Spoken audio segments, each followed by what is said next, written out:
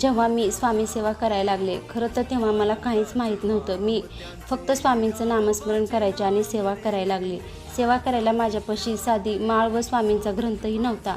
तेव्हा फक्त स्वामींवर विश्वास होता. माहीत नाही एवढी ऊर्जा कुठून येत होती आणि स्वामी माझ्याकडनं सर्व सेवा करून घेत होते. सुरुवातीला मला हव्या असणाऱ्या गोष्टी स्वामींनी कधीच दिल्या नाही आणि मी खूप राग यायचा मला आणि चिडचिड पण होत होती. स्वामींबरोबर मी भांडायची सुद्धा की स्वामी, मी इतकी तुमची सेवा करते तरीसुद्धा तुम्ही मला हव्या त्या गोष्टी तुम्ही मला का नाही देत. जेव्हा मला स्वामी भक्ती कळाली, तेव्हा मला समजलं की आपल्यासाठी ज्या गोष्टी योग्य नाहीत आपल्याला स्वामी त्या कधीच देत नाहीत.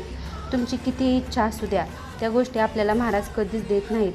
त्यासाठी आपल्याला अफाट स्वामी भक्ती, तुमचे परिश्रम आणि तुमची मेहनत असावी लागते आणि ती यासाठी तुम्हाला स्वामी काय आहेत हे कळणं अत्यंत गरजेचं आहे. आपल्याला एखादी गोष्ट मिळाली नाही म्हणून मध्ये स्वामी सेवा थांबवणं हे अत्यंत चुकीचं आहे.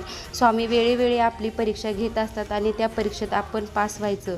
खूप नशीबवान आहे मी, स्वामींनी मला निवडलेलं आहे आणि माझ्या चिमुकलीला सुद्धा महाराजांचं खूप वेळ आहे.